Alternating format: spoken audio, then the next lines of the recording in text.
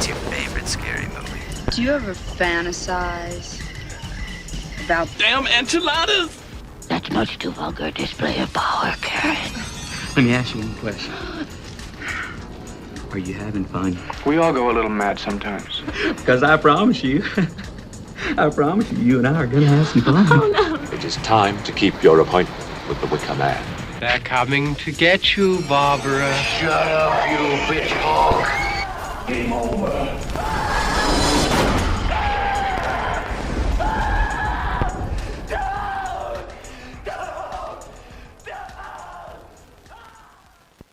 Lots to get. Oh, have you found any? Have you done any looking into your animals from the 1990s? Oh, yes. I don't know if I can say I've got a pick specifically. Oh no, don't say it. But I have no. I mean, I haven't chosen. Oh, right. Okay. but I've looked to see sort of what the availability is, and there seems to be a bunch of movies to see to choose from. I sent you a couple, didn't I? Just wasn't there one called I'd... like Atomic Dog or something? Yes, something there like was that. Something called Yeah. That sounds delightful. I think there are a bunch of potential ones. To be honest, I'll have to have another look at my list. Why would we be talking about animals from the 1990s, folks? Well, that's because what a segue. Nice. It's one of your better ones. It's pretty good, isn't it? Yeah, I just still feel uncomfortable going press record. Welcome back, everyone, to the Dreadcast. It sounds like a 1950s. Yeah. Hello, everybody, or welcome back to the Dreadcast. I am Tom. This is Aidan. We'll be discussing horror antics today. So it's very good. I really captured the spirit. The spirit of our professionalism. The spirit of the 1950s. I imagine. Remember it well. Yeah. Yes, welcome back to the Dreadcast, folks. My name is Tom, and this is Aidan. Hello. You should know that by now. Actually, no. I'm going to go with you shouldn't know that by now, because I'm hoping more and more we get more and more new people coming in. Yeah, there's new people every day. Yeah, welcome, and hello to everyone. I saw it written on a bus stop the other day that everybody should check out the Dreadcast because it's really cool, man. So did you write it below, like, no, I saw someone's... I'm totally ripping off Richard Herring right now, but I saw some cool kids writing it on a bus stop. You didn't, like, write it below someone's phone number, and then above that was like, call this number for a good time. So you can link the two. Every public toilet I've been in since we started, I've been writing the link. Put something through this hole for a good time with the Dreadcast. It's glory-tastic. Animals from the 1990s. Why are we talking about that? Well, that's because that is now... was going to be... we are still in July, yes. July's two films underpick. But July has become a bit of a mess life-wise. Hence why there's been no schedule posted on any of the social medias. It's the 25th now. I'm not going to put a schedule up. Nah. There's no point. We'll do one for August. It's gone. We may as well be in August now. You're going away soon. Yes. We're going to get today's episode done out of the way, and we'll come back fresh in August for a couple of episodes, which will feature our two films under. Spectacular, supreme surprise, whatever you want to call it, which is featuring this month a film from the 1990s that features animals, or animal, if you will, in some way, such as anaconda or arachnophobia, as examples, but not them. Because they are too... Well, I don't know. They're too good. Maybe. One has Ice Cube in it. I mean, the other one's got John Candy in it. Is it John Candy? No, not John Candy. I always get them mixed up. The other one. It's not Chris Farley. No, it's not Chris Farley. Because I always get them two confused. John Goodman. That is the other one. Yeah. Yeah, the other John. The other one, yeah. So that will be coming in August, along with whatever we eventually get planned. August is looking pretty busy for me as well, for life, but we'll fit stuff in. We have two films under plan. Maybe go back to The Simpsons with another Treehouse Horror. Maybe give it a break still, or we'll see. We do have Alien Romulus coming out, which we do have generally Romulus coming out. Genuinely looking very good. Yes. I have high hopes for that. I saw the trailer. I saw the trailer again the other night we'll when fucking get into while trailers. watching this week's film, and yeah, it's looking good. I mean, I've seen that trailer like a few times now, probably going on for half a dozen times, and I'm still hyped for it. I'm still looking. Still impressed, to it, you know. Yeah, still impressed. I feel like that's a good sign. So yeah, plenty to come in August, but just bear with us for the next. Actually, by the time this comes out, bear with us for like the next 5 days. Yeah. Yeah. Is that all right? Yeah. Yeah. Deal with it. I mean, you have to. Yeah. Yeah. Deal with it. It's gonna happen that way, so you might as well be on board. Last episode / I was nearly going to say content. Piece of horror audio goodness for you. The horror audio delivery. Out there in internet land was our Dreadcast extra cut on In a Violent Nature. Yes. And you can check that out here if you're watching the video version on YouTube, or if you're listening to the audio, just probably scroll a little bit and it'll be right there. Right there. Just scroll up or down, however it works. It's right there. It was fun. It was a good discussion. Again, very little meat on that film, so we got all we could out of about 40 minutes, and I think we delivered. Yeah, I think so. We talked about it. That's what we do. We talk about horror films. We talked about that horror film. So we try. You know, if you boil it down to the very bare bones essentials of that, is we hit the nail on the head. We did what we needed to do. We talked about a horror film. So you know. Well, if I have it my way right now, we're not going to be talking about horror film for at least 20 minutes. Okay. Because I've got some things to say. Okay. What have you got for us? It's actually all related to the film today. So obviously today, as you can see in the title, we're going to be talking about Longlegs, the scariest film of the decade, quote unquote. We'll get to that. We'll get to that point later. Yeah. Okay. I want to talk about the cinema experience again. Oh, did you have a bad one? You did have a bad one, didn't you? I can't remember the last time I had a good. The last good cinema experience I had was watching Jackass Forever. I went on a Saturday morning by myself. It was so quiet and it was great. It was great. No one really talking. People were laughing. I mean, nobody should be talking. Phone. Yeah, I know. You have told me about this, so I know where it's going. But, so 9:10 on a Wednesday evening. Mm-hmm. I thought they would be okay. Obviously, opening week, adult film, of course, it was a stupid idea. I should have gone early Saturday morning, maybe. Midweek, though, you'd think. Yeah. You know, it'd keep that. Like, I'm just gonna come out and say it'd keep the riffraff out. That's the polite way of saying it. I mean, I went to see this. It was the only showing that was available, but it was 9 o'clock on a Saturday night. Oh, and that's a week right after it was released. And that was gone. Yeah. Which was the first. But it was the first showing of my local cinema. So it was a week after release, but it was the first time it was on. What brand as well? We talking? It's a real. Never. Oh, you are in the sticks. God, you are in the sticks. Wow. Are you going? Are you going to a talkie? Is this no? There are cinemas up here, like not too far away, that still have like an interval and a curtain comes down, and you'll get somebody selling ice cream. Proper old style picture theaters. Yeah. Let's all go to the lobby. Red velvet curtains, and there's still a few like that. Oh, that actually sounds great. I mean, it does make for a nice experience, to be quite honest. Yeah, I sorely missed that.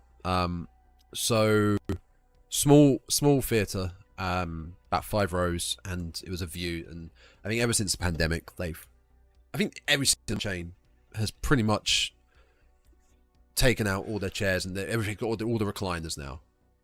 Right. I think they've all got recliners, pretty much the comfy level recliners, to get more people in. So it's a 5 row, only 5 rows, pretty small. but it was quite steep, so I could see, in theory, the heads down at the front row. But I was at the back. I got a great view of the screen. Mm-hmm. Thankfully, there wasn't much talking. I don't mind the odd little whisper here and there. Yeah. You know, but talking, no. Do one. The worst offender, this guy, he must have been late 40s, early 50s. Came in with, I would say his partner. Front row, down to my left. And I'm getting so specific here because I can see it clearly in my head. This really got to you, didn't it? Like this. And if you can't, you're on the audio. I'm just whipping the phone out. I could see what app he was using. His screen was so bright. I could see he was on Twitter. I could see he was on WhatsApp. He was on Insta. He was on a Sudoku game. He was enjoying the film then.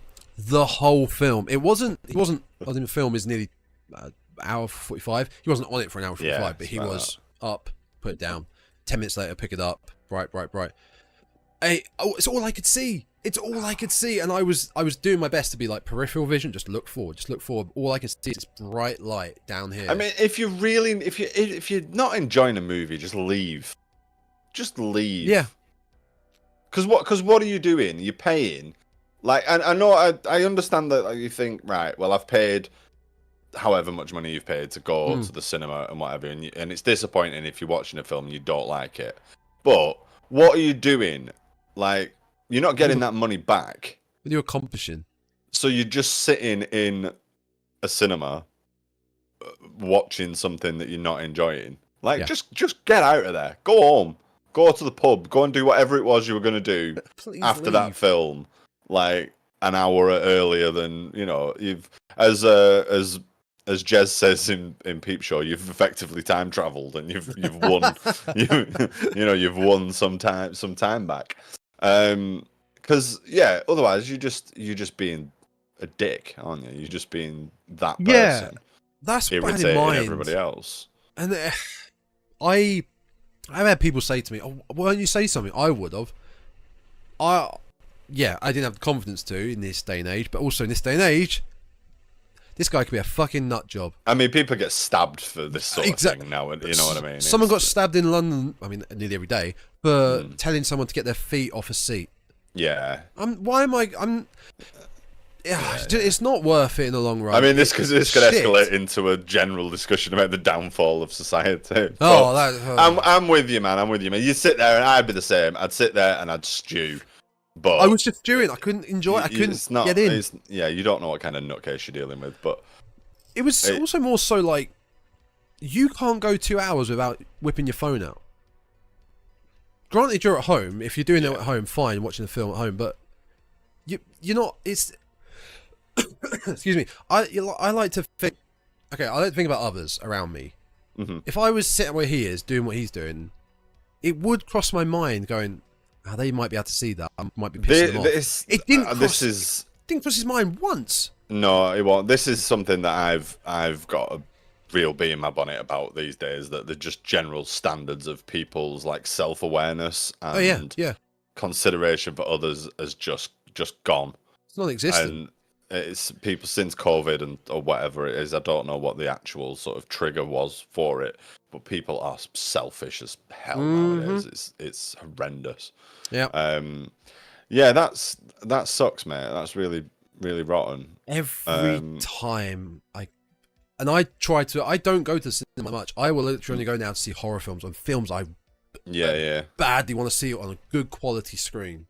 And this is why now I invest in 4K, good TV. I'm building a home cinema. Because fuck that. You don't have to. Now, I must admit, I had a really nice cinema experience. Oh, bully for you! I know. I'm gonna, but we always like to spark a bit of debate and have the debate. Well, I'm not saying you're wrong. The opposite opinion. But yeah, no, I had a really nice time. So, there was only. Can you believe this guy? Can you believe this guy? In our little backwater country. Where it costs tuppence to get in, yeah. A little picture house. So there was only showing. There was only one showing a day, 9 o'clock showing. There was only one screen it was showing in, and I don't know if your local cinema is like this, but we have like normal screens, and then they have like the lounge, which has got the fancy recliners in. So not all our screens. The quality of seating has improved, and I think generally they do have bigger seats and stuff nowadays. But our cinemas have these like, or my local cinema rather has like normal like it's not huge. I think it's only 5 screens or so, but 4 like normal screens with maybe a good 30 seats in, something like that. Yeah, and then it's got the lounge, which has little 2-seater sofas, or the single big reclining armchair things. So I was supposed to be going with my partner.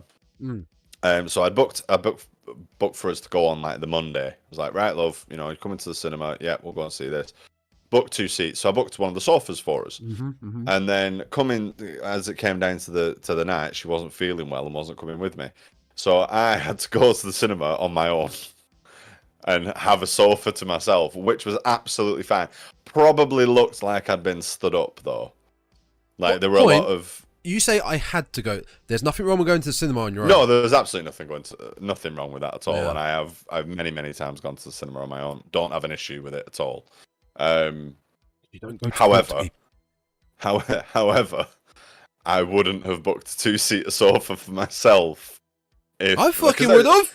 It was 2 seats basically, So I wouldn't have done that. So I probably looked like I'd been stood up. But it was great. I could spread out. I mean, I didn't quite go as far as taking my shoes off and putting my feet up, but I felt like I should. There were little pillows on the sofa. No cushions. Yeah, wedged a couple of them in behind me, and I sat back and I made, what's the phrase? Spread, which is also known as just, stretching your legs out. And it was great. Somebody did fall asleep during it, because towards the end, there was a guy behind me, a couple of rows behind me, snoring his little head off, which was quite amusing. And a guy, I can understand that. I can understand it as well. To be honest, I think it was perhaps a little bit more cerebral for the Saturday night movie going crowd in my town, shall I say? I think that's probably the nicest way I can put it. It's not your classic Blumhouse cheap jump scare film. When it finished and the lights came, like almost as soon as the lights came up, somebody sat across the aisle from me, just went, "Well, that were a waste of 2 hours." And I just thought, good review, mate.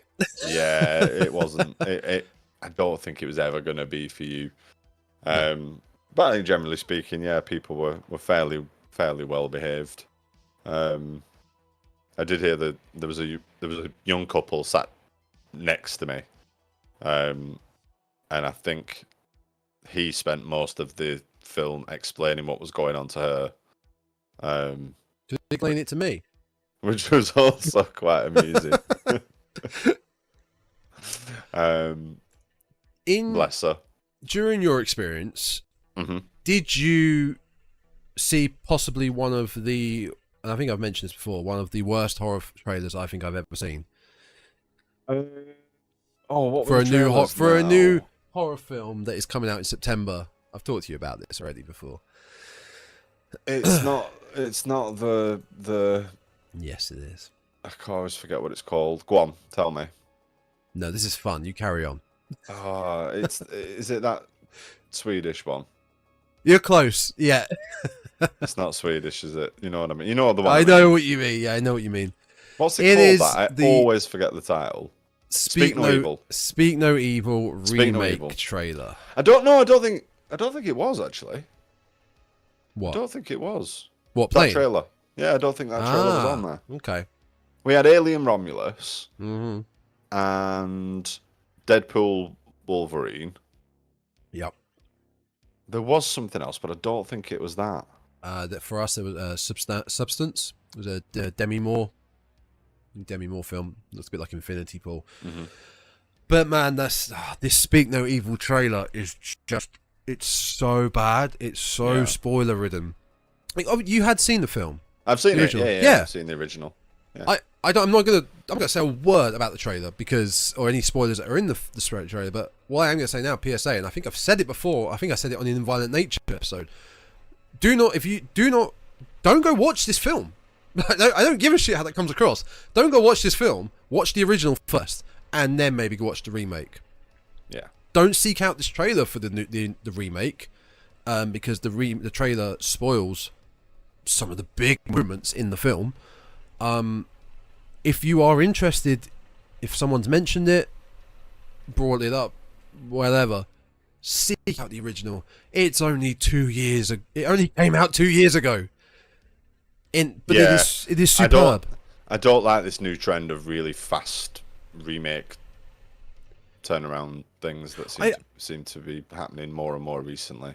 I think like it. Quarantine and Wreck were one of the quickest turnarounds. Yeah. For horror remakes. I remember that came out like a year after Wreck. But yeah, I agree with you. Like, these remakes are just insane. But they seem to be churning them out very fast now. Yeah. So the PSA again. I'm gonna say I'm gonna say it nearly every episode until that film comes out, and I am gonna watch the remake because I need to know. I need to know if what happens, which happens. If what happened in the original doesn't happen, I'm hulking up. I'm hulking.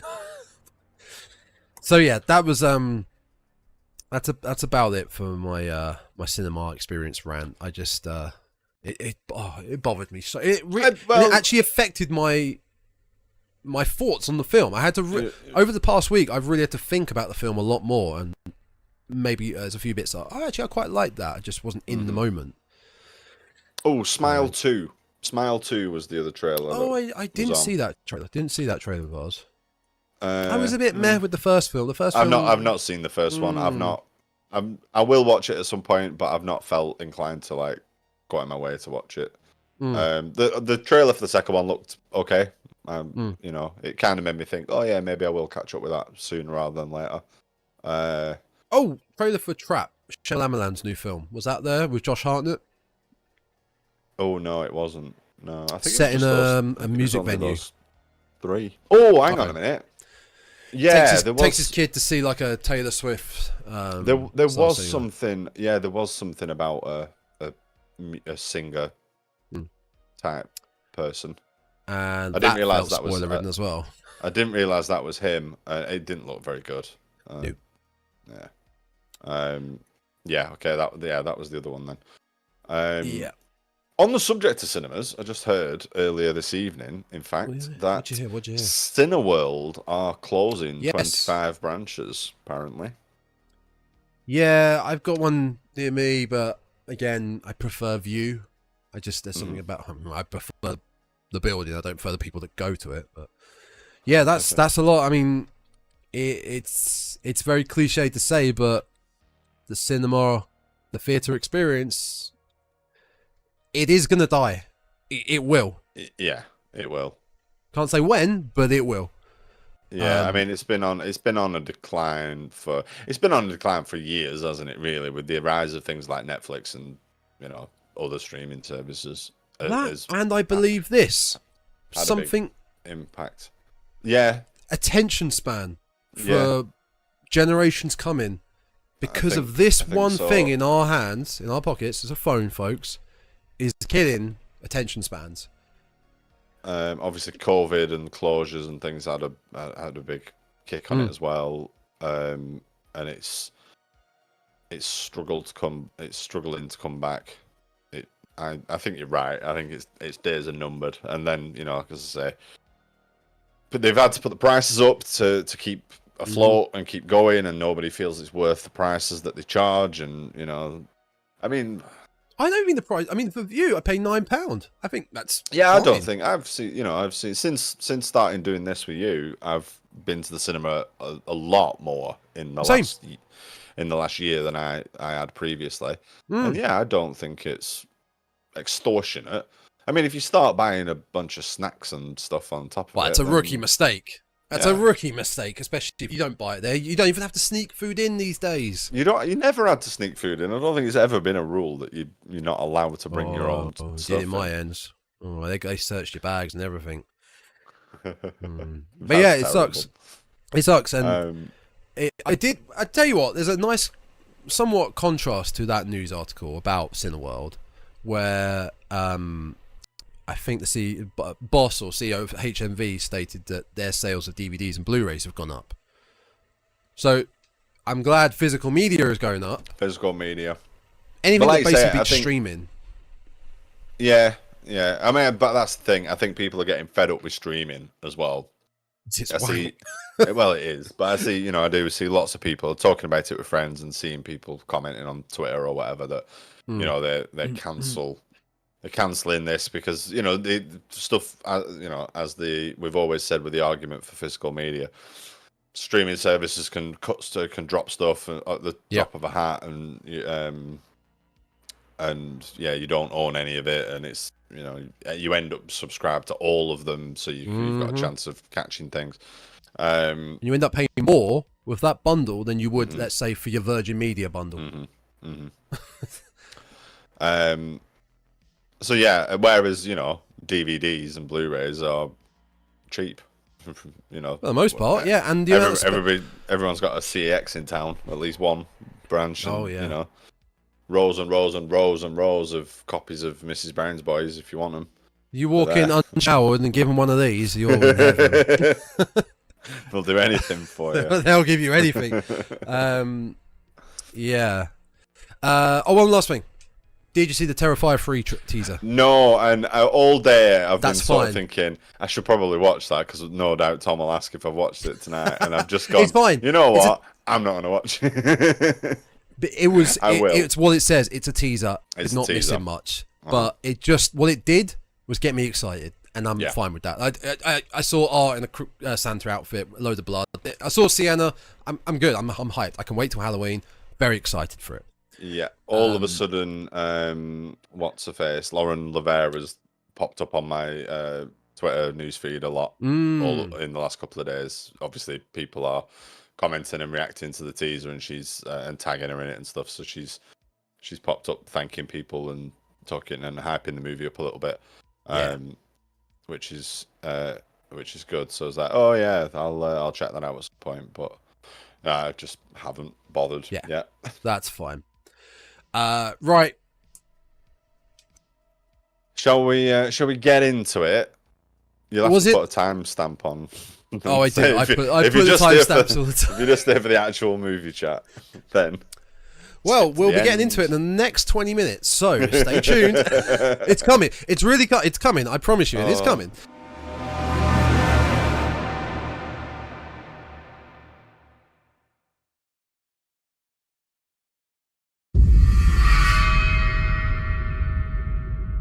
Was Longlegs the scariest film of the decade? Absolutely not. No. And people, they need to stop with that nonsense.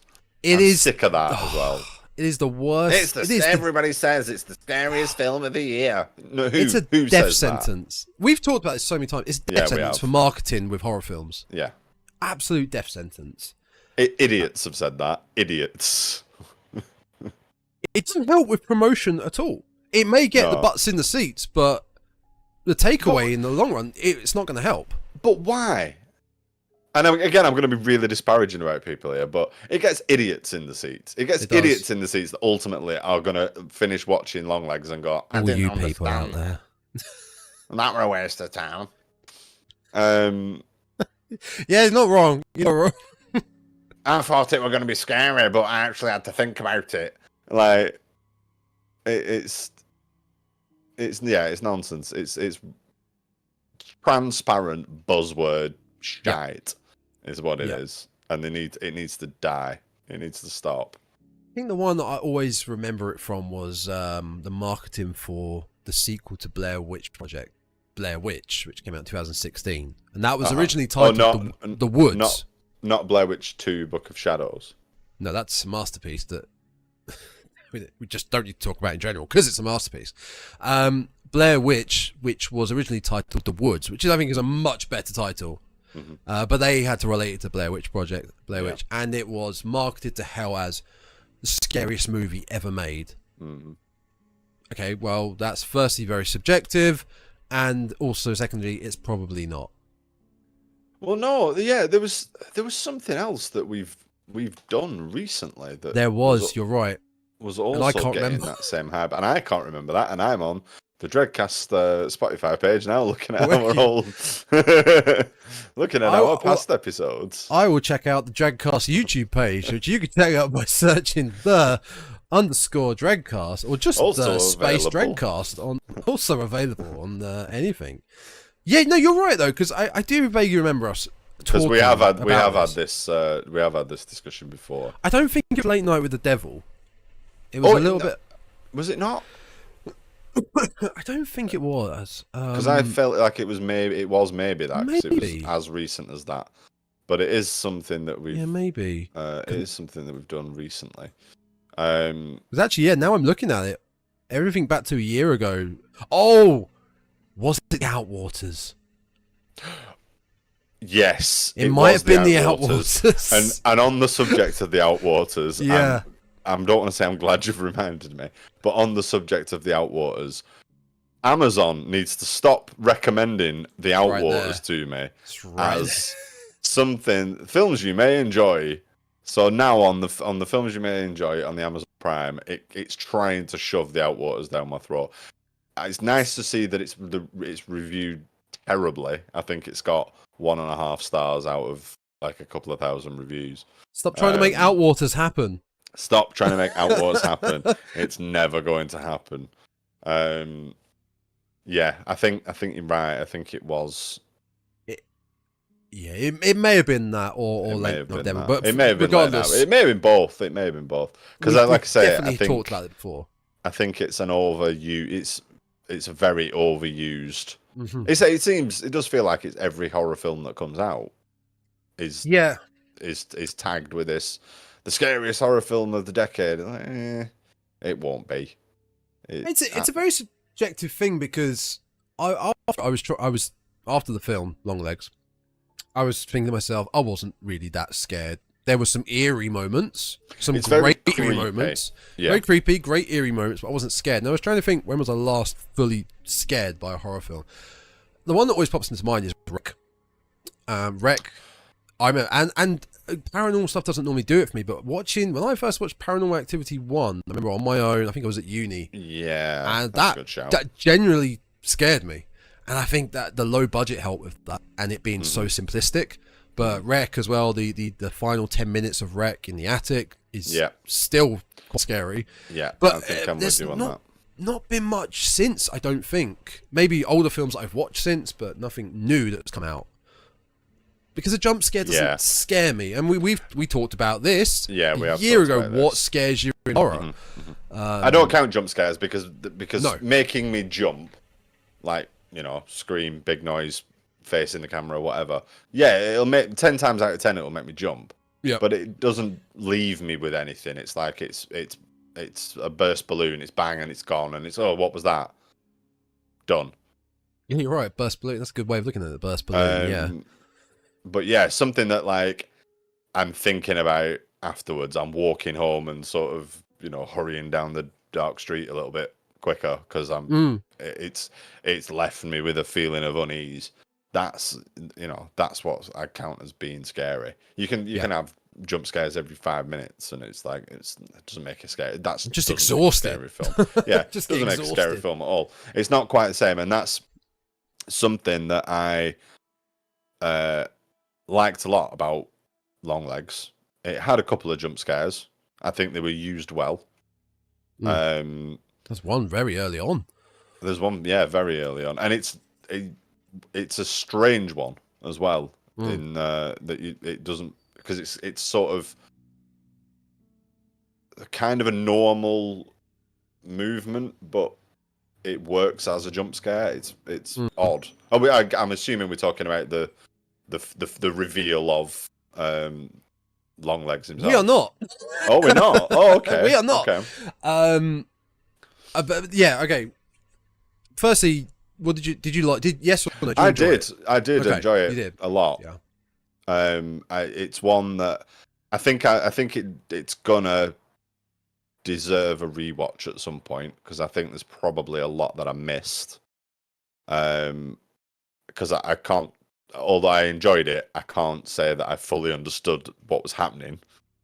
There are a couple of things that I'd possibly change about it, but on the whole, overall, in short answer to the question, yeah, I enjoyed it a lot. Did more than I expected to be quite honest.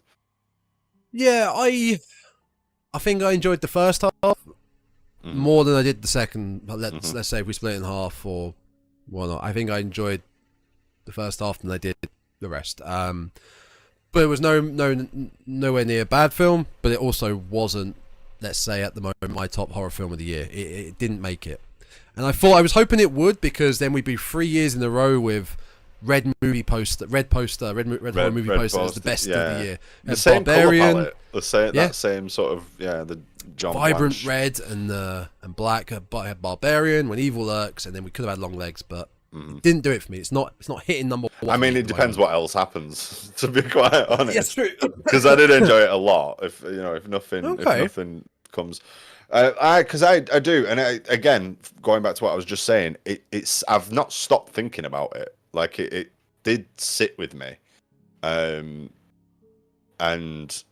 I feel like there's a lot going on in the background. I feel like if another rewatch, couple of rewatches, definitely will be one of those where it's like, oh, I didn't see that last time, or I think there's going to be a lot of. It's one of those films where there's going to be a lot of that.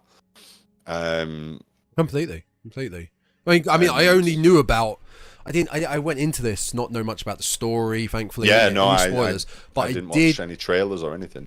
I did know that someone had pointed out there were these sort of devil like imagery pointed around. So okay, I'll try and see if I can spot. So I did spot some. Clearly, from what I've read, there's a lot I didn't see. Yeah, but that's quite a good way to okay, I'll rewatch it again, because I feel like I could rewatch this in a couple of years.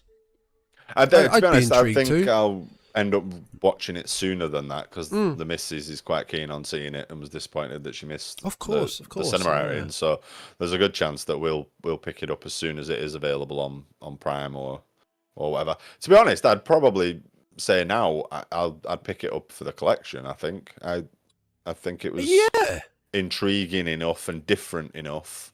I mean, it's probably out on DVD and Blu-ray right now anyway. They only spend about a week in the cinema. They really don't take long. But yeah, it's one that I would probably pick up for the collection. I did enjoy it.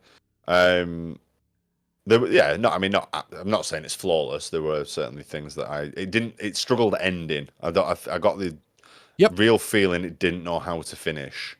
It kind of went down one avenue, and there was a lot of, then this happens, and then this happens, and it's like they were sort of frantically writing themselves into a corner and then back out of it again.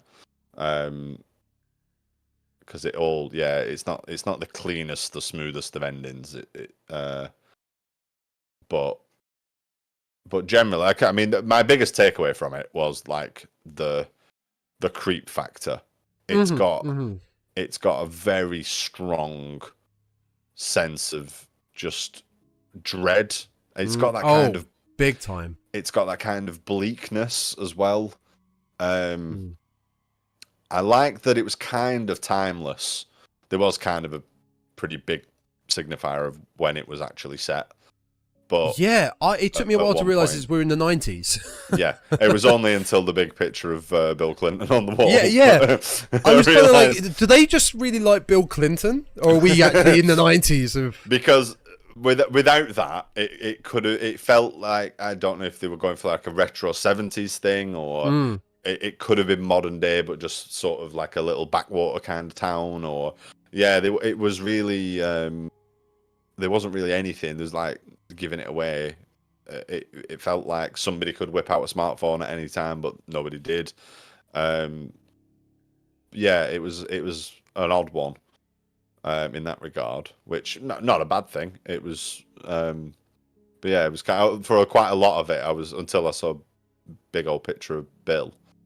I was sort of thinking, huge. like, when part of my brain was sort of thinking like, when is this meant to be? Like, but yeah, it's got a very sort of bleak, dark, sinister vibe, which is exactly what you want from a horror film. And yeah, the sort of general mood of it sat with me for a good while after. I enjoyed it.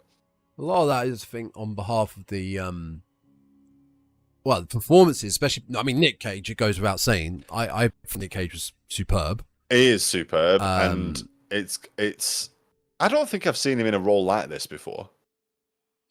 No, like he's known for being like wacky and out there, but I don't think I've seen him play a straight up horror villain before. No, I don't know if I have, but at the same time, the man does about 50 films a year, so there's probably some missed. Yeah. But I also think the role is it's almost. I'm not comparing the performances here, but it's like Hannibal Lecter in Silence of the Lambs, in that it's bigger than like Longlegs isn't in it that much, really. It's like the idea of him and the sort of presence of him and the notion of him, but the actual screen time is. I mean, he makes the most of it when he is on screen, but it's not like Michael Myers or Jason or Freddy being like on screen and the main antagonist running around chasing people. It's this, you get these sort of fleeting little snapshots of him doing stuff, and it's not even necessarily horror stuff. That he's not. We're not seeing murder people or cutting up body parts or anything too gross or weird. It's just weird, just odd little interactions. Yeah, and he's kind of visually disturbing, I suppose. But yeah, that the visual part was where I think I started to go a bit downhill with my thoughts on it, where we saw him too much. Oh, and then he was gone. For spoilers, by the way, folks, for a film that came out about a week and a half ago. He's not in it for the whole film, pretty much. No, certainly not. We get a twist in our antagonist of the film. We move on to a new antagonist, but I like the way he was shot. Let's say from the opening scene where it's shot from his nose down, or his hands are covering his face, or it's behind him. It's shots like that. I don't like a full frontal shot like where we saw him standing at the bus stop or in the interrogation room. Yeah, I just don't like. Maybe the scene was good. Interrogation scene was good, like script wise, performance wise. I wish that part was further in the film towards the end. Yeah. It felt all a bit too early. Well, that's. I think that's the. Yeah, and then you find out, because again, spoilers. That you find out that there's an accomplice, basically, and then the rest of the film is trying to find out who that was, and that's when it started to feel like, okay, you've made this decision and now you're committed to it, and now you quickly have to wrap it all up in the last 10 minutes, and you don't really know how to do that. So yeah, I think you're right, is that they could have left that, and the way he goes out and these sort of final words and everything would have made for it was a beautifully creepy moment. But I think that side of it is what I preferred more than the supernatural element that there is. That's another point where I lost it. Yeah, we were for the most part, because right at the beginning we get, I guess, somewhat of a supernatural with her kind of clairvoyance. Has she got these powers, or is she even meant to be portrayed? I don't know. With special needs, I couldn't really tell, because her performance is very... she is an odd character in herself. Michael Monroe. Yeah, Agent Lee Hart, played by Michael Monroe. Again, nothing wrong with the performance, great performance. But yeah, she's an odd character, an odd person. It's very mono, very one sort of emotion. Socially awkward. Yeah. you know, you'd maybe say that they were on the autism spectrum or something like that. It's that sort of like social interactions are obviously difficult for them, and they just generally, it's just the kind of person that perfectly pleasant but just a bit odd, just a bit awkward, and it's, I suppose, outright said that she's very heavily intimated that she's got some sort of psychic ability, which I was kind of on board for. I didn't, you know, whether it's like a hyper intuition or whatever you want to phrase, whatever you want to call it, because there was sort of she's an FBI agent. It showed a little bit of her in like training, and then we had this scene where she's basically having a test done. That lost me.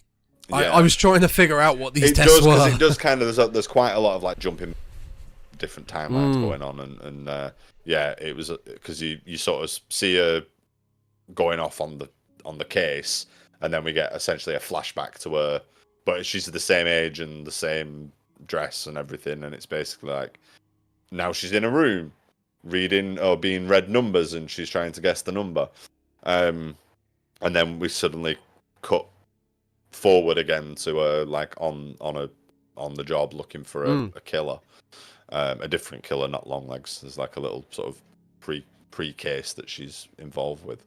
Well, that pre-case, that's what I thought you were talking about, the jump scare. Where she goes with her partner to the house, that she's like, her clairvoyance, like, it's that house. And there's a very unexpected, it is a kind of jump scare. It comes out of nowhere. I was expecting that. I was full. I don't know why, but I was just my own clairvoyance. Mr. La-dee-da and his horror knowledge. I was just thinking, like, oh yeah, they're going to open the door and he's going to. I was expecting a different the same outcome, but a different method of delivery, shall we say? I mean, I don't know why we're skirting around it. We're spoiling things, but. He gets popped in the face. He gets shot. He opens the door and gets shot in the face. I was expecting maybe an axe to come swinging, or something like that. But basically, my sort of jump scare was the Longlegs reveal when he suddenly just like ducks down and you see for half a second before the title. Yeah, that's and then very then good. you get the sting with the because we get like acts, don't we, with little title screens and stuff. The opening scene before the title I thought was brilliant. Mm-hmm.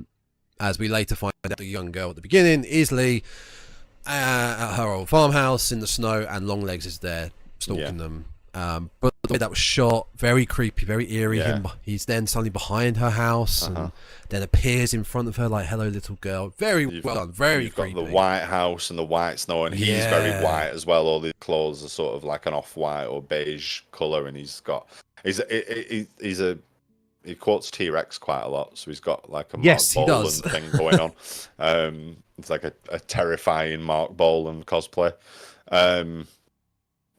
What was I going to say? But yeah, I was kind of on board with the psychic element, but apart from that, I thought we were just going to get something akin to Silence of the Lambs, with the serial killer Longlegs that they're after being a very, very real, very tangible thing.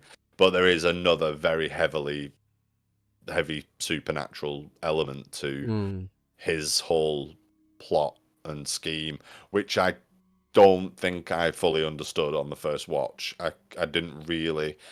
Maybe we're not told. Essentially, he's arranging for murders to happen rather than physically taking part in them himself.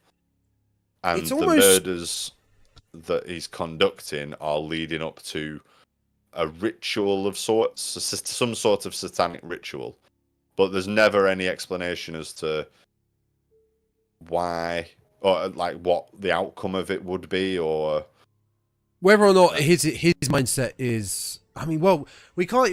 It's hard to even say is his mindset that he thinks he can summon Satan. He's crazy. He can summon Satan. It's kind of hard to insinuate that he may be crazy, whereas there are actual supernatural elements. Well, there are involved actual supernatural so he may elements actually be able to do this and summon Satan. So yeah, you can't, which I do kind of like, because I think if it was like, I think it'd become more of an action movie if it was like, they find a journal and it's like, oh, he's trying to summon the devil, quick, we got to stop him, and there's lots of sort of running about and we've got to get to him before the final people get killed. That sort of ambiguity of it is more intriguing and more interesting and a little bit more unnerving. But I agree with you that because there is that the quite clear supernatural element to it, it does sort of nudge you in the direction of there probably would have been some, hell on earth scenario had it completed. We want to just, 49 minutes in, if you're listening to this and you haven't watched the film and have no idea what it's on about, God bless you for sticking with us. If you haven't and you want like the brief summarize of the film, are you able to? Because I don't think I can. Yes, possibly. Yeah, I'll give it a go. College try. So Quickly loads up Wikipedia. As we've said, I know I've got IMDb open in front of me, so I can get some characters' names. As I said, Agent Lee Harker is agent of the FBI. She's we're led to believe she's psychic or has some sort of psychic abilities, and she's brought in by a more senior agent to work on the Longlegs case. So this serial killer, known only as Longlegs, has, for argument's sake, killed a whole bunch of people. Families, but there's been absolutely no evidence that he was ever in the house or physically handled the weapon or anything like that. But he's left a bunch of cryptic letters, very Zodiac killer sort of symbols and weird ciphers. Left a bunch of letters at the crime scenes. Agent Harker is basically brought in to sort of help crack the case. And she very quickly does. Almost straight away, she manages to break this code. That bothered me. That bothered me. Yeah, that bothered me hugely. A little bit as well. She's very fast. And again, all right, she's got some sort of sixth sense or ESP or whatever, but it still feels like, yep, I've got that now. Cracked it. Yeah. Anyway, so there's a lot of that's sort of, again, Silent Slams. I'm going to keep sort of using that as Seven, as a Zodiac, but that sort of thing. Yeah, those Seven. They're finding clues and they're on the trail of Longlegs, and it becomes one of the linking factors in all these cases are the families had young girls, and the murders happened within a week of their birthdays. This is, I think, the birthday. This is my problem. I have a little problem with the premise in general. Is that it got a bit too convoluted. It made it all kind of made sense in the end, but it was like, so I couldn't even read. I found the description. It's similarities between the families were each had at least one 9-year-old daughter born on the 14th of the month. All the murders all occurred within 6 days before or after the birthday itself. Like that alone is just you're getting a bit too clever with your killer's motives here. It's just a bit. Now it is a bit too clever. At the same time, we later find out that conveniently she used the same calendar design that Longlegs used. She could have used a different type of calendar design, which annoyed me a bit, where it was months on the left and then so January and then 1, 2, 3, 4, 5, 6, 1, 2, 3, 4, 5, 6 going across horizontally. All these dates lined up to form a upside down triangle, which is basically the symbol he used to summon Satan, and he was nearly there to complete in his symbol. Yeah, which we later find out in the film. Lee's boss, it's his boss, played by Blair Underwood. The police. He was great, actually. I really liked him. Agent Carter is the senior agent on the case, and it's a bit of a lot. Like it's supposed to be effectively a cold case as well, because they don't have any leads for it. Later on, it's his daughter's birthday, leading to basically being she is the last one to fulfill the prophecy or whatnot. Whatever it's it is, the going about all the kills. It's a bit it's a bit much. Yes, it transpires that Longlegs, through his accomplice, Longlegs himself is making life-size doll likenesses of these girls, impregnating it with some sort of mind control spell. Well, voodoo, if you will. Is a satanic black magic. Yeah. His accomplice then delivers the doll to the family, and the presence of the doll will basically send the father mad, crazy, and have him kill himself and the rest of the family. So, it's very, as far as sort of serial killer plots go, it's very, now, Mr. Bond, I'm going to lock you in this room and everything's going, piranhas will slowly digest, it's very silly. Why don't you just kill him now, Dad? Scott, you just don't get it. It does sort of explain why there's been no forensic evidence of Longlegs ever being in the house. Yeah. But it's very. It would have been simpler to just give him the mind control ability, like he has, so he could be like peeping through the window and mind controlling the dad to shoot everybody. This like doll. I mean, dolls are creepy, but the doll delivery method of mind control is a step too far. It's a bit weird. I was honestly hoping after the first scene we were simply getting this guy kidnaps children. Yeah, because he looks like he would. Yeah, very much. That's so. it. Very much so, and that's what I was expecting, and I think I would have enjoyed that more. Have the Satan element to it. as well, completely. Yeah. That was creepy as fuck. And even his let's say his partner in crime, which we later find out, have her implicit in his actions. Yeah. Because that would still make sense, because spoiler, his partner is Lee's mother. Yeah. So that would fit. But that didn't come as much of a shock to me either. No, she was creepy the whole time. Weird as hell. Very reminiscent of Carrie's mother. Oh God, yes. In the original Carrie. She's a great actress though, Alicia Witt. She's from Urban Legend. That's what I first remember her from. Oh right. Big fan of Urban Legend. I mean, again, absolutely no problem with any of the no, actually not. Any of the casting. I couldn't fault it at all. It was just certain beats of the plot that were that were just a little bit too far. Like the supernatural stuff was interesting, but not used in the right way. Maybe like I felt like they were walking on a bit of a tightrope with it, and perhaps it would have benefited if they'd have lent more into it, or.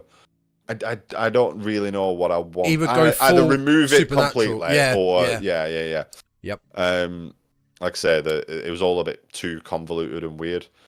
Maybe because it came later on in the film as well. Yeah. Like we kind of get an inkling with it when Lee and Carter find the doll from one of the original crime scenes.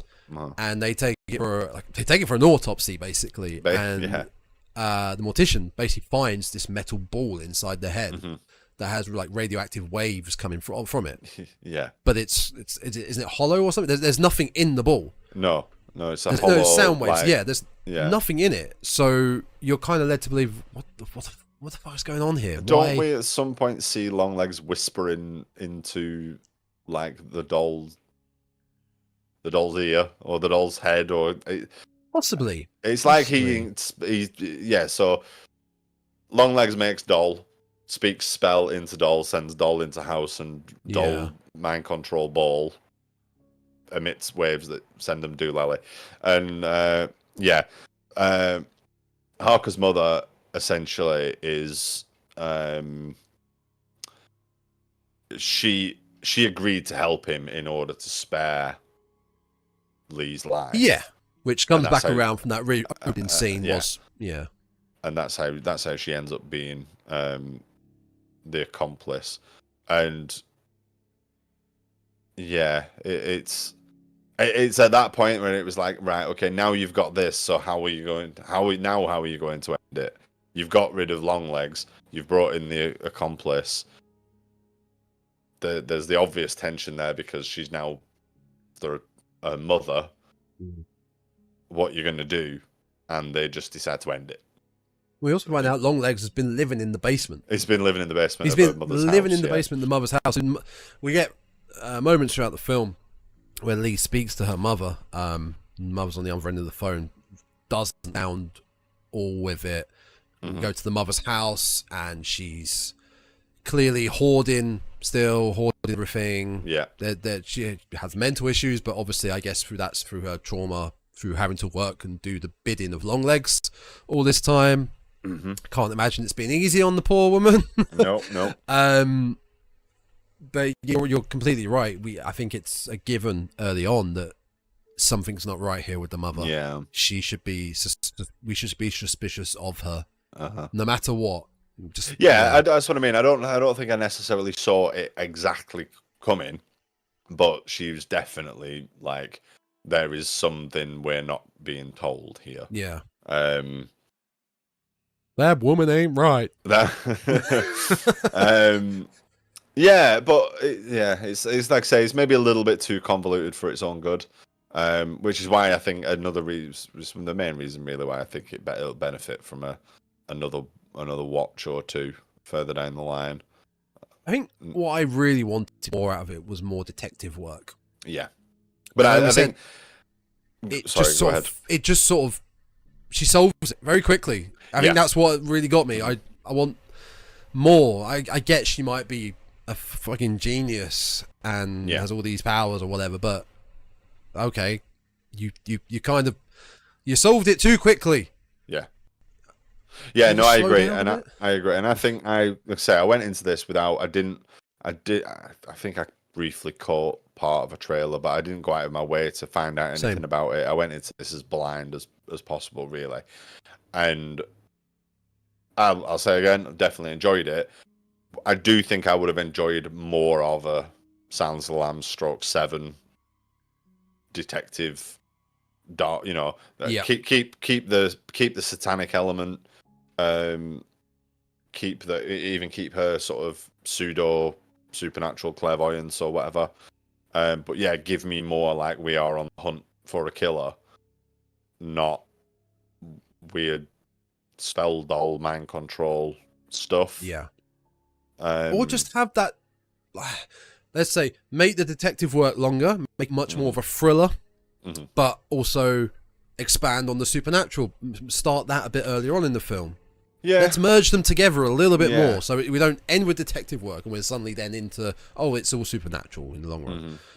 I like they had this made up alphabet, trying to figure it out, but again it happened so quickly. I don't know. Longlegs put up this poster in the town, which is just this, just his alphabet. What does it mean? And there's some carved letters over there. Like, long it out a little bit more, flesh it out a little bit more. There's a scene about halfway through where we see Longlegs with a young girl. In his basement. In his basement? Oh, in the basement. Yeah. He, in front of a mirror. It's not a doll. I swear it's not a doll. Are you sure it's not? I'm pretty sure it's a doll. Is it a doll? I'm pretty sure it's a doll. No. Yeah. Oh no. Oh, we're gonna have to cut this whole episode now. I'm pretty sure it's a doll. I thought you meant the bit in the hardware store when the. I didn't like that scene. The very bored. Yeah, I think there wasn't really any point to that other than to let Nick Cage have a screamy, shouty, freak out moment. Yeah, I didn't like the girl character behind, who was so nonchalant about him. Yeah, I think the whole doll thing was just, the more I think about it, the sillier it is. Really, I think that whole element to it. I think it's almost like they wanted to give Longlegs a hook in the sort of the general sense that they do with like serial killers, like or in films like Buffalo Bill or the Tooth Fairy, or he has to have something. They gave him like this doll, the doll maker. Yeah. So they had to like use them, but they could have used them perhaps better. It's almost like the MacGuffin of the film. The MacGuffins of the film.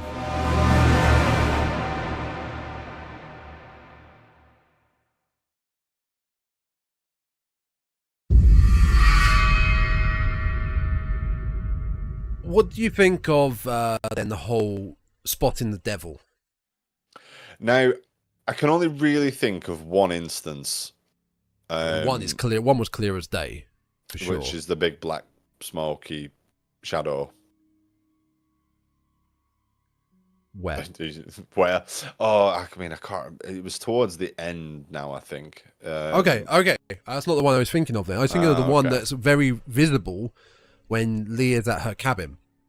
She seems to own a cabin in the woods, is her home. Yeah. And she's looking outside, and there's a nice spotlight coming down from the and there's like a horned satanic creature. Like, just sitting there. There is. I just assumed that was Longlegs. Because is that the same scene when he ends up in the house and leaves her a letter? Yes, we don't see, but this is what I'm about to say leads on to a big point I need to make. You don't see him enter the house, but the way the way the frame is shot, the way the shot is framed, however you say it, she's at her desk, but behind her you can see her kitchen, and you're constantly thinking, like, is someone going to walk in? Is someone going to walk in there? Oh yeah, no, it frames it very well and gives you that sense entirely. You don't see him enter the house, but when she goes outside to check the noise, you see him in the window in the house. Oh, do you? Oh, I didn't catch that. Cool. Yeah. You can see him walking through the living room or whatever it is. You can see him in the window. See, this is what I mean. I feel like there's going to be a lot of stuff to pick up on this on a second watch, because that was again the can't fault the tone and the vibe of it and the creepy factor and the look. It was beautifully shot. It's very lighting, well shot. The cinematography. Limited color palette, but it works really well for this. Just like I say, the bleak tone and everything sort of browns and whites. And there's a great shot where she's I can't remember what building I think is it after she went to see the young girl that got away from Longlegs' actions. The hospital. She's basically on a payphone at the bottom of a flight of stairs, and it's quite a wide shot. And you see the flight of stairs go up and then up again, and up the top it's quite brightly lit. It's quite like a cool or warm white. Down below where she is, it's dark and it's red. Yeah, you got the heaven and hell. It's a really nice contrast of lighting there. But then the film looks beautiful. My one problem with the way the film looks, and I couldn't not notice this, and it bothered me so much, is how I would say 80% of the film was framed centrally. Everything was central. Everything was central for the most part. And I have a feeling this is going to be a habit going forward. It will take a long time, because that is making it very accessible to get clips for it's the aspect ratio of social media, isn't it? That's it. Everything was centralized. This is, I don't know if we've talked about this before, but I've definitely heard this discussion. I brought it up when I saw the Crow remake trailer. Everything in the Crow remake trailer was central. Yeah, I think that might have been it. Possibly I've heard it somewhere else as well. The more I think about it, but you're right. That's exactly what it is, and I did not see it. It's for the TikToks, man. It's for the TikToks. It is. I mean, it works in some instances, like or I said, when all the cinemas shut, we'll be watching everything on our phones. In the same room with each other. Or you'll go to that's it. You'll pay to go and sit in a room, and everybody will individually be on the.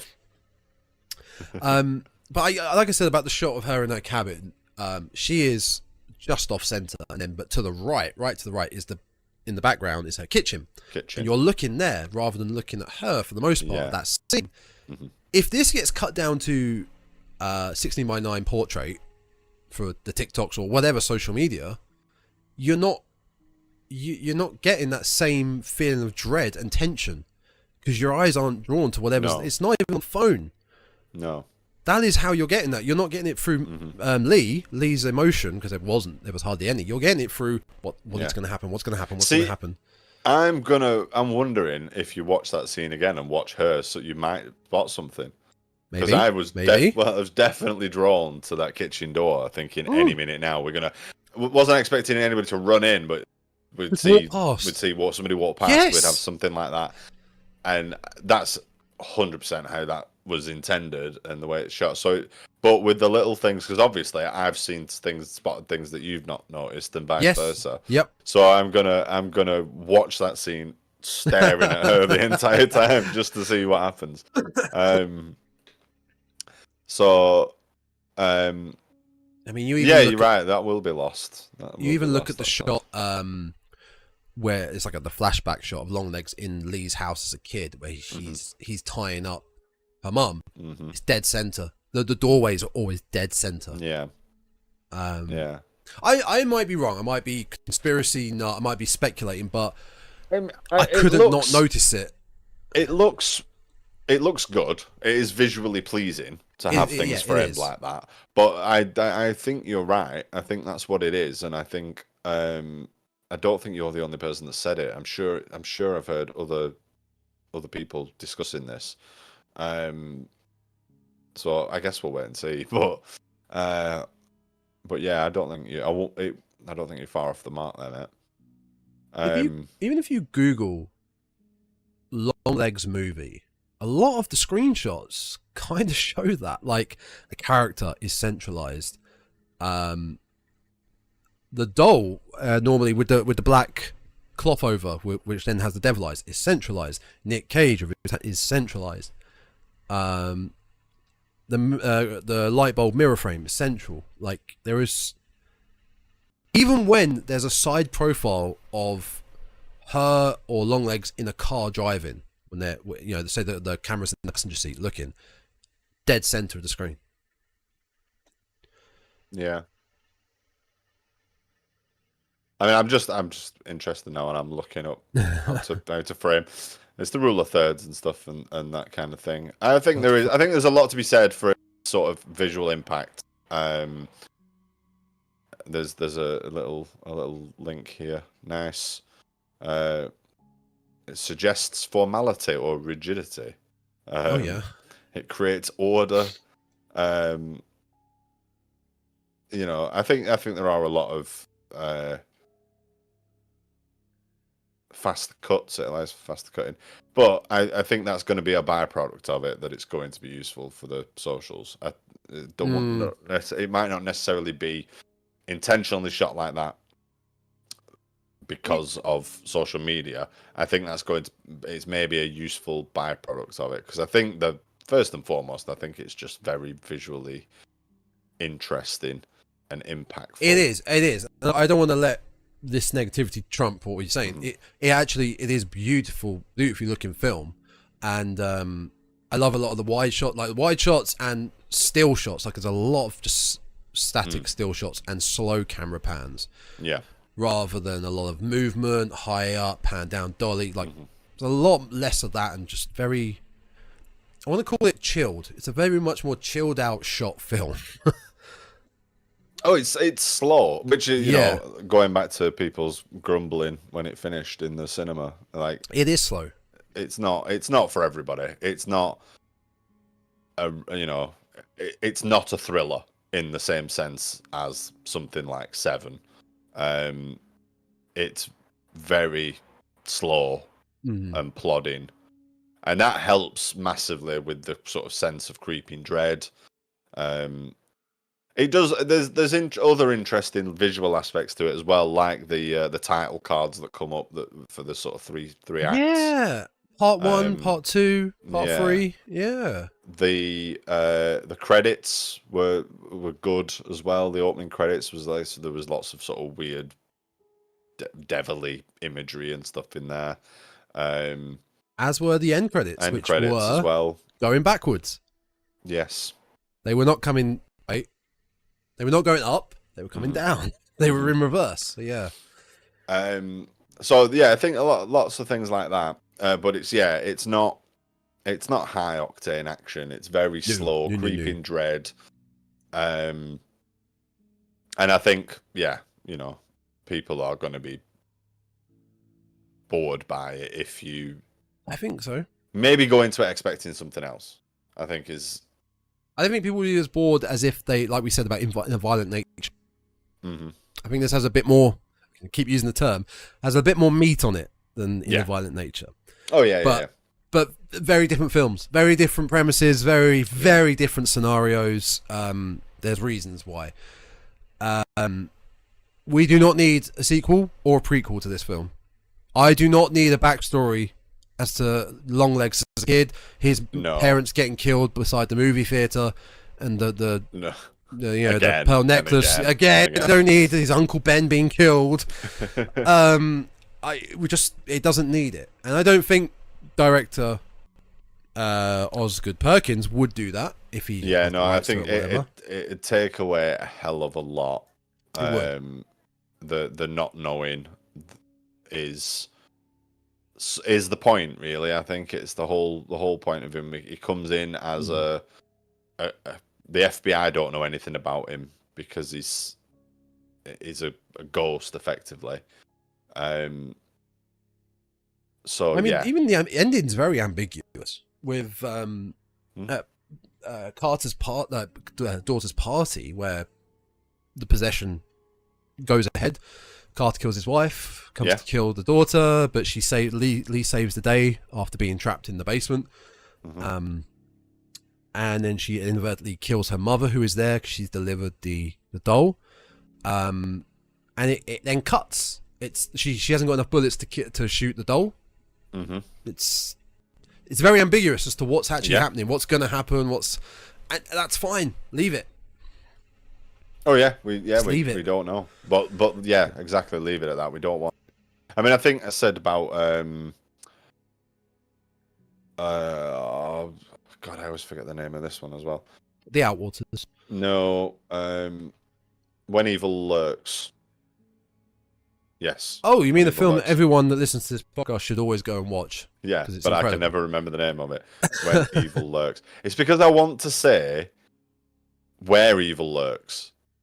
Yeah. No, it weirdly sounds better, doesn't it? Where Evil Lurks is what I want to call it, and I know it's not called that, so I stop myself, and then I can't for the life of me think what it is. Where is the location? Yeah. When is the time? Yeah. So When Evil Lurks. Which I did when we talked about that. I did say that I would like to see some more about that film, and obviously the ending of that is the beginning of something huge and catastrophic for the world. And arguably, this could also be the same thing. The ending of this, it could be the beginning of something huge and catastrophic for the world. But where I would like to see a sequel for When Evil Lurks, not necessarily certainly not following the same protagonists and things like that. I'd just like to see the world, what's happened in the world, 5-10 years down the line. I don't want that from Longlegs. I'm perfectly happy this just being like, I felt When Evil Lurks and the sort of pseudo prequel Terrified. They have an interesting world building thing going on. Yes, they do. That I'd like to see more of.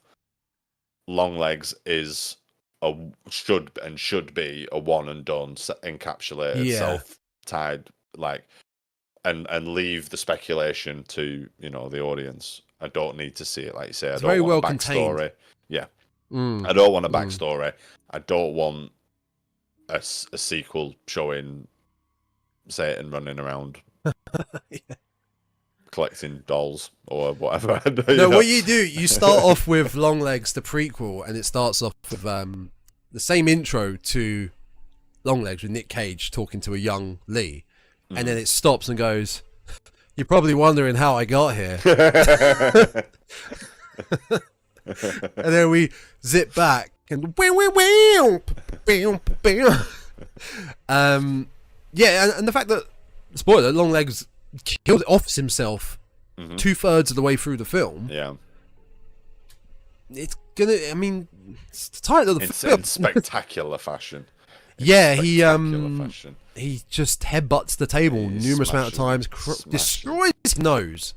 Hails Satan and then smashes his face into the table several times. It's horrific. It is actually really horrific. Yeah, really creepy and disgusting. The one thing actually that interrogation room scene does give us as well is the paused videotape of that interrogation in the meeting room of the police station behind Carter's head on the TV, and it's quite a horrific, quite a creepy scene of Nick Cage's face. Like, it looks like he's laughing or smiling, but paused. And it's just you're it's again center right there at the front, and you're just it takes your attention. You're looking at that because you're meant to be paying attention to Carter. And again, I was watching that expecting something, expecting it to move or do something.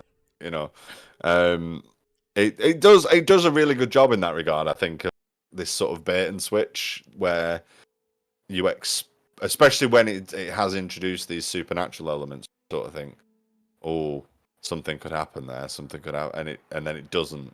Which just, again, it all just sort of feeds into that overarching sense of dread, which I think once it started, didn't let up through the... It was just there throughout the entire thing. I didn't feel at ease at any point watching it, really, which I think is great. And for any length of time to sustain that, but for essentially an hour and 40 minutes, it did good. It did good. Did you know Osgood Perkins is the son of Anthony Perkins? Because I didn't.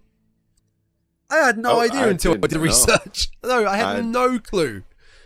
He's the son of Norman Bates. And he was in Psycho 2 as a kid.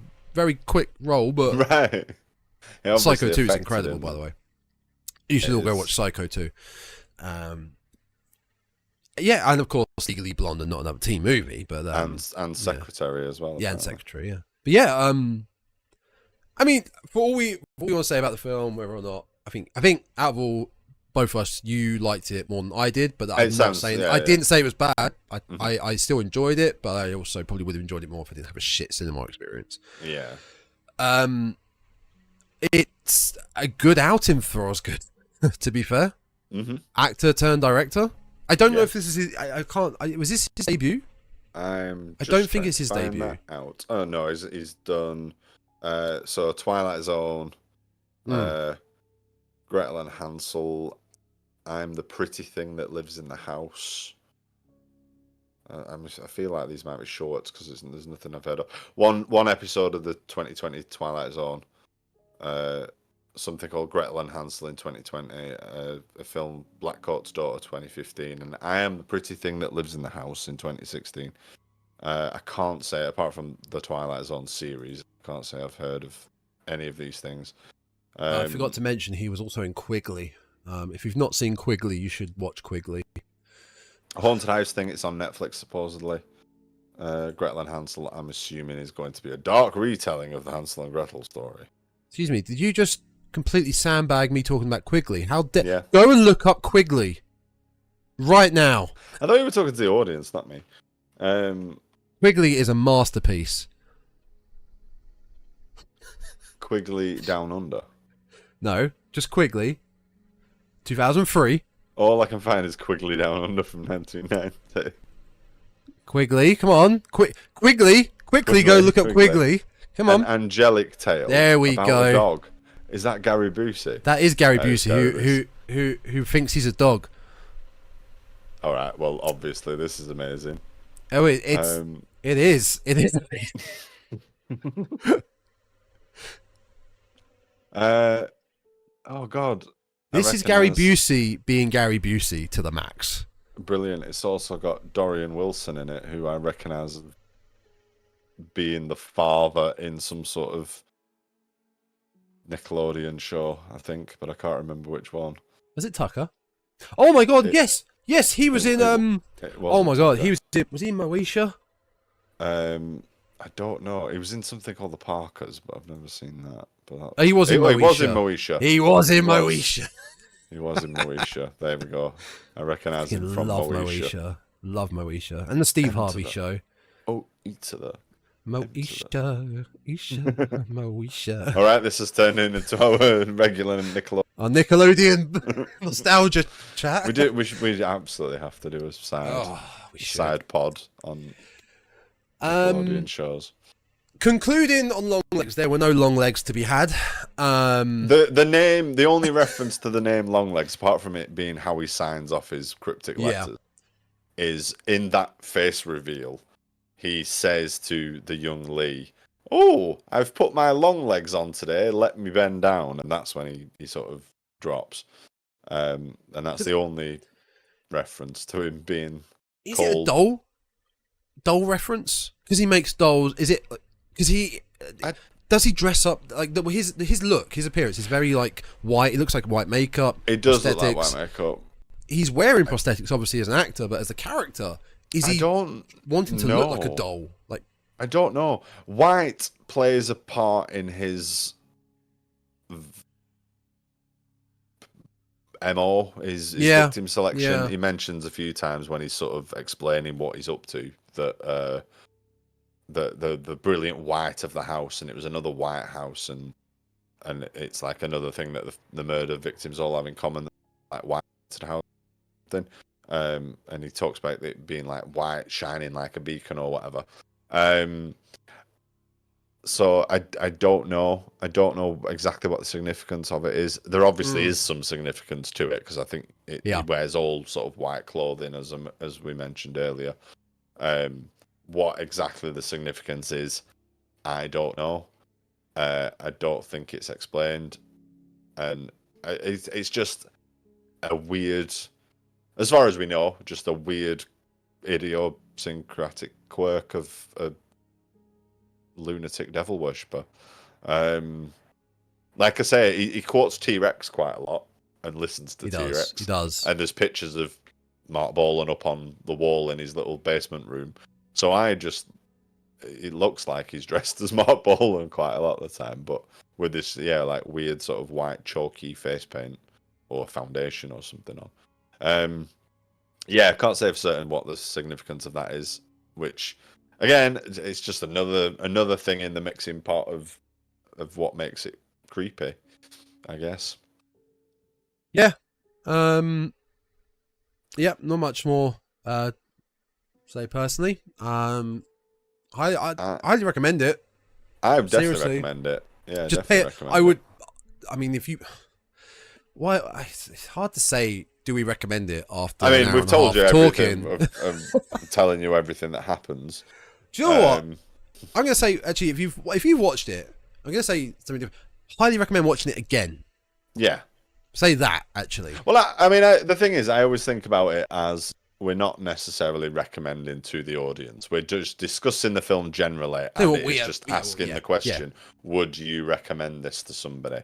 Then, and yes, obviously. Yeah. I wouldn't want anybody coming back and saying like, "Oh, well, you recommended this, but you already talked all about it." Like, don't. If you've not seen it, you shouldn't have sat here listening to it. Thanks for the view. Appreciate it. But, you've spoiled it for yourself. Yeah. So that is the Legs of Long. The Legs of Long with Nicolas Cage being scariest film ever. No, it's never going to be, is it? I think I've picked my animal film though. Have you now? Now that is 4 again. What's that for again? That's for our series, 2 Films Under, Tom. That's the one. I've heard about that. It sounds really good. It's the best thing that we do. That's not the other thing. It's the scariest series you'll ever see. I mean, it's kind of stressful when it goes wrong.